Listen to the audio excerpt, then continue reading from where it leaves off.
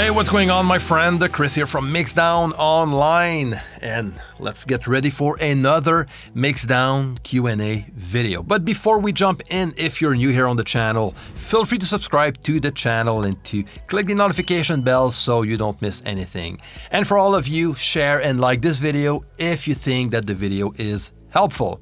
Okay, now let's start with this week's question. If you record at 96 kilohertz, how do you downsample when it's time to mix? I use Cubase 9.5 for all aspects of recording, mixing, and mastering. So I'm going to answer your question in two parts. First, we're going to go in Cubase and I'm going to show you how you can downsample your tracks from 96 kilohertz to 44.1 for mixing. And then I'm going to answer the question that a lot of people are probably going to ask me. Is this going to affect the audio quality of the recording if you downsample all of your recording to a lower sample rate? Because there's several reasons why you would like to downsample a session from 96 kilohertz or higher to 44.1 for mixing. And one of the main reasons, and it's probably yours too, is for computer resources, because mixing in 96 kilohertz is going to ask way more processing and resources from your computer than 44.1. And that is the case for most people recording at a higher sample rate to bring down their session for mixing at 44.1 kilohertz. It's mainly for computer resources because it does take way more processing to mix at 96 than 44.1. Maybe that is your case or maybe not, but a lot of people will record at a higher sample rate to future-proof their recordings, even if they don't have enough processing power to mix at 96 or higher. They will record at a higher sample rate just to future-proof their recordings. We don't know what the future holds. Maybe in 10 years from now, all of our music are going to be streamed at a higher sample rate than 44.1 or MP3. Maybe everything is going to be streamed at 96 kilohertz in 10 years from now. We don't know. So maybe that's why you want to record at 96 kilohertz. And due to processing power that you don't have right now, you need to bring that down to 44.1 for mixing. Now, my good friend Warren made a video on that specific topic maybe a month ago, so I'm going to leave the link on top. Go watch it. It's a very good one. Okay, now let's go in Cubase and let me show how I would do this. Now, I have a session here that is in 96 kilohertz. Let's say I want to bring this down to 44.1 for mixing purposes. What I would do to start with, and this is something that I always do when I'm ready to mix, is I consolidate all of my events into one event per track, all starting at the same starting point. So this way I can import all of those tracks into a new mixing session, which is usually my mix template. So what I would do in this case is to create a new session from my template and make sure that my project setup is at 44.1. This is what I would do to start with. And then by importing all of my tracks in that session, if those tracks are at a higher sample rate, like 96 kilohertz, I'm going to get this message asking me if I want to convert those files to the session's sample rate. In that case, I would click yes, and that is automatically going to copy those files with the new sample rate directly on this session. So this is what I would do. But in the case where you want to just keep the same event layout, where you just want to convert that specific session into a 44.1 session from 96 kilohertz, I would then start by backing up my project manually through Windows or Mac, through the Finder or Explorer, or just by clicking on File and Backup Project, and you select a new location on your hard drive, and you back your project up on that new location. And the reason why I do this is just to make sure that I always keep intact my original recording session, okay, without losing anything. Then what I would do is to go on Project, go down to Project Setup, and this is from the new location with the new project that I just backed up. So I'm going to make sure that project is the one that I'm working on to start with. Then I'll go to project and down to project setup and change the 96 kilohertz as far as the sample rate setting goes to 44.1 and click on OK. And then I'm going to get this message, convert audio files to new rate. I'm going to click on convert. And then to the question, do you want to keep the source files in the pool directory? I'm going to click replace. I don't need to because I already have a backup, 96 kilohertz backup of that project. So warning, you cannot undo this. It's going to let you know that if you proceed, this is it. It's going to just write over your current file. So I'm going to click on proceed.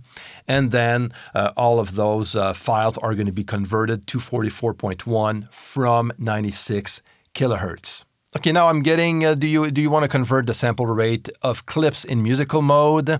Note that converting them will not affect the clip. Now I'm going to click no, I don't need that. And then, do you want to keep audio events at their sample position? I'm going to click no, okay? Make sure you click no, because if you click yes, it is going to screw all of your events around, because they're not starting at the same starting point. If everything is starting at the same starting point, it doesn't matter much. But now just make sure you click on no, and everything is going to stay intact as it was at 96 kilohertz. Okay, so this is the way you can do it. And now if I look in the pool, I'm going to see that all of my tracks are at 44 kilohertz except the ones that are not in my session. Okay, so everything else is at 44.1. Everything that I have directly in my session has been converted to 44.1. So this is how you can do this in Cubase. Now the question is, does downsampling from 96 kilohertz to 44.1 affects the signal of the audio, the quality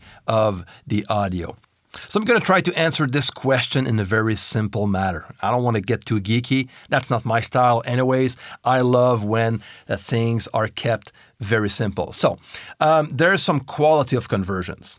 Not all the DAWs are going to convert the same way, are going to have the same quality of conversion when it comes to sample rate. And there's some specific softwares also that you can work with to convert your audio from a higher sample rate to a lower sample rate, which are going to be better in conversion than DAW. So that will depend. Now, I did a bit of research on that, and I ended up on a very cool website that is a very, very nice resource website that is called SRC Comparison, which is going to compare the quality of conversion of softwares, plugins, some DAWs, and also hardware. And it's pretty cool because you can compare one with the other, and it's very, very well done. So by looking at the interface, it's very, very simple website. I'm going to leave the link in the description down below. You can load up the DAW you work with or the software you're using to downsample. And this is going to open this window. So the test result as far as the sweep test goes, if I choose Pro Tools HD 7.2, I'm going to get that result. Compared to R8 Brain, which is a free software from Voxengo, that will convert your audio from 96 to 44 easily. And this is what I have as far as the visual goes. The darker the results, the less artifacts and distortion and noise you're going to get. So it's going to be a more cleaner conversion.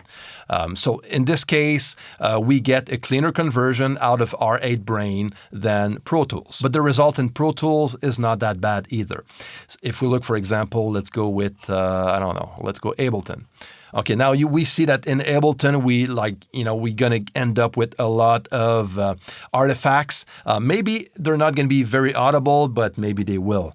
So the more you get those colored lines, the more noise and artifacts you're going to end up with.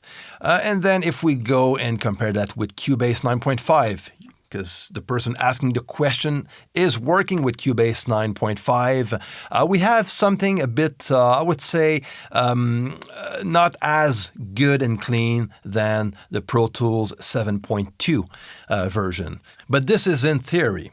You would need to compare it in an audible way.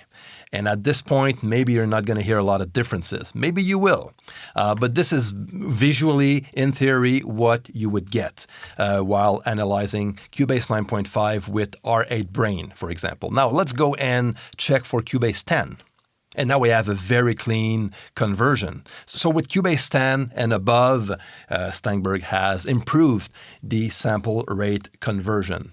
Now, by using Cubase 9.5, the conversion from 96 to 44.1 is going to produce a bit of artifacts and noise. Nothing too major though. Maybe you're not going to even notice the difference. But since Voxengo R8 Brain is free, I would use that to downsample your files from 96 to 44.1. But if you do so, you're going to need to consolidate all of your tracks to one audio event per track by basically using the bounce selection feature found in Cubase. And then just go into your audio folder and you can just use those new files and import them into R8 Brain. So R8 Brain can then downsample those files from 96 to 44.1 and then re-import those new files into your mix session, and you're good to go. All right, my friends, so I hope that was helpful. If so, share and like this video. And don't forget to leave your comments and questions down below, on any topics. That doesn't matter, even if it's not related to this one. You can leave me all of your questions.